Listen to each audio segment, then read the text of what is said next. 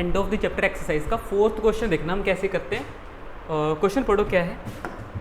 Plot this point, अच्छा थोड़ा colour change करता हूँ। Plot this point on the Cartesian plane, पहले कार्टेशियन प्लेन बनाते हैं और उसमें ये वाला पॉइंट प्लॉट करते हैं। तो ये आएगी हमारी वाई एक्सिस और ये आएगी हमारी, थोड़ा सा ऊपर बनाता हूँ क्योंकि पॉइंट नेगेटिव का है, तो ये आएगी हमारी एक्स एक्सिस। ठीक है, कार्टेशियन प्लेन बना लेते हैं। ये आएगा हमारा वाई एक्सिस और ये आएगा, अच्छा उल्टा कर दिया मैंने, ये आएगा हमारा एक्स एक्सिस, ये आएगा वाई एक्सिस। ठीक है, पॉइंट है 5 - 6, तो एक्स की तरफ कितना जाऊंगा 1 2 3 4 5 -1 -2 -3 -4 -5 -6 -2 -3 -4 -5 -6 1 2 3 4 and 5। तो प्लॉट कैसे करते हैं, x की तरफ 5 y की तरफ -6। तो क्या करूँगा, पहले x की तरफ जाऊँगा, ये 0 आएगा, पहले x की तरफ जाऊँगा फिर y की तरफ जाऊँगा, 5 - 6। तो हमारे पास पॉइंट आएगा ये यहाँ पे। ठीक है, और इसको बोला है z नाम दो, z नाम देंगे 5 and -6।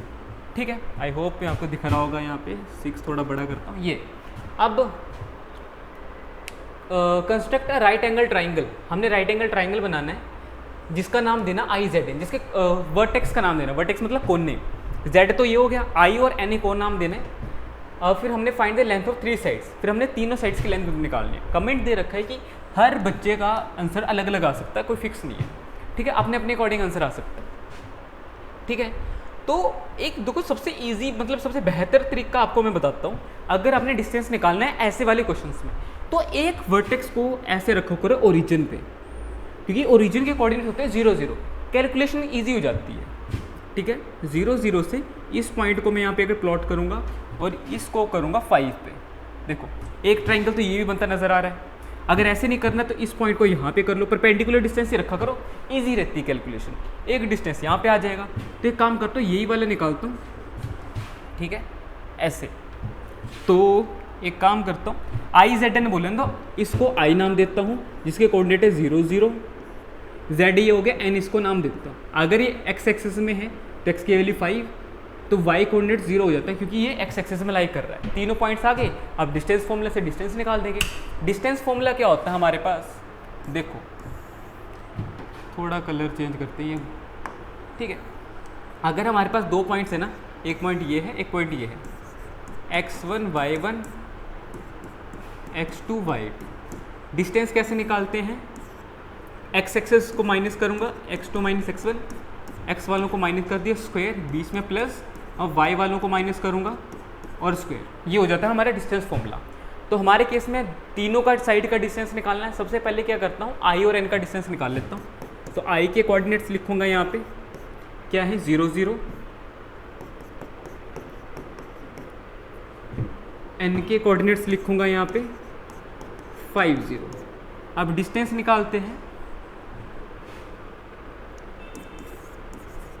तो डिस्टेंस ऑफ आई एन क्या आएगा, देखो मैं कोई फॉर्मूला यहाँ पे ऐसे लिखूँगा, अप्लाई करना बताता हूँ। 5 से 0 माइनस करो, 5 - 0। वैसे तो ओरिजिन से डिस्टेंस का भी एक फॉर्मूला होता है डायरेक्ट, पर अभी के लिए ये वाला कर लो। 0 से 0 को माइनस करो स्क्वायर, और यहाँ पे 5 का स्क्वायर आ गया, यहाँ पे 0 का स्क्वायर आ गया। इसका क्या मतलब है 25 + 0, या फिर ऐसे कर सकते हो 5 स्क्वायर, स्क्वायर से रूट कटा 5 यूनिट्स। ठीक है, एक तरीका तो ये होगा। अगला डिस्टेंस निकालते हैं, आई और जेड का निकालते हैं। आई के कोऑर्डिनेट से हमारे पास 0 0 और जेड के कोऑर्डिनेट से 5 - 6। अब बताता हूँ, अगर हमने ओरिजिन से डिस्टेंस निकालना हो तो डायरेक्टली कैसे निकालते हैं। अगर हमने ओरिजिन से डिस्टेंस निकालना है तो डिस्टेंस ऑफ आई जेड क्या होगा, देखो ओरिजिन से निकालना तो जो हमारे पास दूसरा पॉइंट होगा उसका हर एक एलिमेंट को स्क्वायर करूँगा और ऐड कर दूंगा, ये होता है उसका डिस्टेंस ओरिजिन से डायरेक्टली। तो 5 का स्क्वायर आएगा 25, 6 का स्क्वायर आएगा 36, और 25 और 36 होता है 6 5 11 1 61 यूनिट्स। आंसर वेरी कर सकता है हर पर्सन के अकॉर्डिंग। तीसरा डिस्टेंस निकालता हूँ एन जेड का। एन के कोऑर्डिनेट्स है हमारे पास यहाँ पे 5 0 और जेड के कोऑर्डिनेट्स है 5 -6। बेसिकली डिस्टेंस तो 6 दिखाई दे रहा है क्योंकि परपेंडिकुलर डिस्टेंस है, फिर भी निकालते हैं।